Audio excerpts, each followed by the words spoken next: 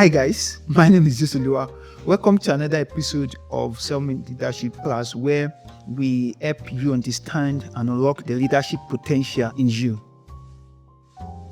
So diving to today's episode on the self-made leadership, we'll be talking about the power of emotional intelligence in leadership. So before I continue, I'll first of all define what it means to be emotionally intelligent. So emotional intelligence is simply understanding your emotional self.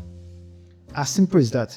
Understanding your strength, understanding your weakness, understanding your emotions, understanding your triggers, and learning to empathize with others based on your kind of emotions. Now, Daniel Goleman, known as the father of emotional intelligence, once said, what really matters for success, happiness, character, and lifelong achievement is a definite set of emotional quotient, and emotional skills, not just purely cognitive abilities. And when I mean cognitive abilities, I mean the skills we have.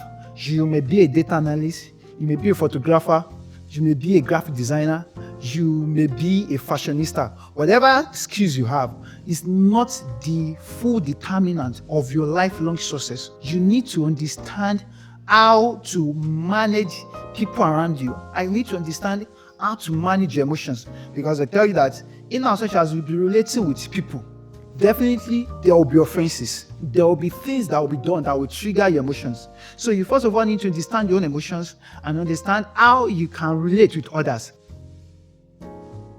Based on Daniel Goleman's research, I'll be explaining the 4 keys we need in emotional leadership. So number 1, self-awareness. Now if you're following me from the first video where I specifically mentioned that great leadership starts with self-leadership, I also mentioned this important catalyst which is called self-awareness. And I gave us a little task. I said, if you want to understand yourself, you need to sit down to reflect and ask yourself the following questions and begin to place yourself on a scale of 1 to 10. That okay, which leader have I served under and I see as a very bad leader? You ask yourself that question, and you want to ask yourself that okay, what did you see that make you conclude that this person is a bad leader? And as you're asking yourself these questions, probably as you are noting them down, you begin to make comparison with yourself that these things are not reflecting your own leadership. So by the time you ask yourself all these critical questions, that what have this person done that make me seem as a bad leader? Is it that he withheld information from me? Is it that he was being harsh? Is it that he doesn't know how to macro-manage his team? And these are things that makes me conclude that this person is not good. This person is not what's working with. You need to begin to ask yourself this question. I'll tell you that if you ask people you're working in a team with, people may not be able to give you the genuine review you will need because they are scared of their paycheck. But now, if you sit down and you employ this key of self-reflection to ask yourself, you'll be able to understand your emotions, you understand your strength, and you understand things that triggers easily. You see, I have so much work with people in the space of leadership, and I see so many people that little things easily triggers them. They just cannot manage people excesses, little excesses, and it becomes big problem. Something that could have been managed becomes big problem. So self-awareness is very, very important, especially in the place of knowing what easily triggers you. The second thing is self-management. So now you're aware of yourself. You now need to be able to understand how to control and manage your emotions and your triggers. Many people at times, whenever they are running late for deadlines and stress hits them, they begin to get frustrated and begin to macro-manage their team. And this begin to show frustrations on their team. And this is common mistakes in leadership. So instead of making those kind of mistakes that destroy your integrity and your image, what do? You walk away. Take a breath. Know that yes, I'm currently triggered. My emotions is not stable due to the fact that I'm currently stressed. So what do you need to do? You take a breath, then you calm down and make sure your emotion is properly controlled before you continue. After that one is what we call social awareness. So now you understand yourself. You now understand how to manage yourself. You need to understand others. You need to understand people you have in your team. You need to understand their cues, their behaviors, their gestures. You don't just be that leader that is concerned about achievement. without being concerned about your fellow team members. You need to check on them, ask after their well-being, and these are what really triggers them to be able to put in more effort into achieving the vision in which the team is set to do.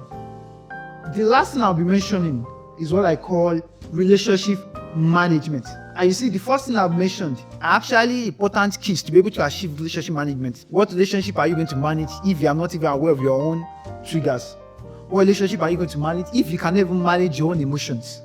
What relationship do you want to manage if you are not even aware of other people's emotions? You don't understand them and you're not ready to empathize with them.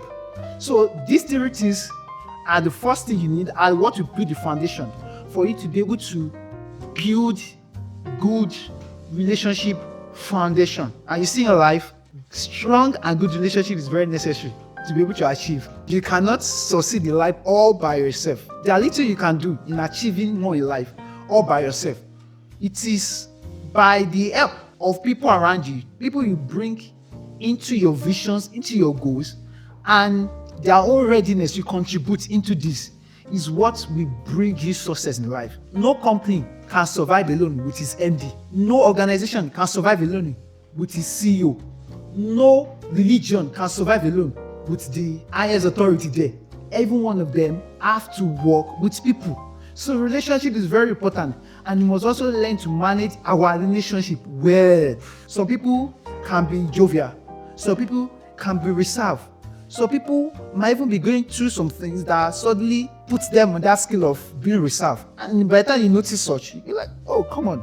You are not this reserved. You are not this reserved of a person. You are always a jovial person. So what's going on? You ask questions. And when they begin to relate this with you, you get to understand that this will really help you to manage your relationship with people. I tell you that you can apply all these 4 keys in your leadership. You'll be able to channel and harness the power of emotional intelligence in having a good and successful leadership.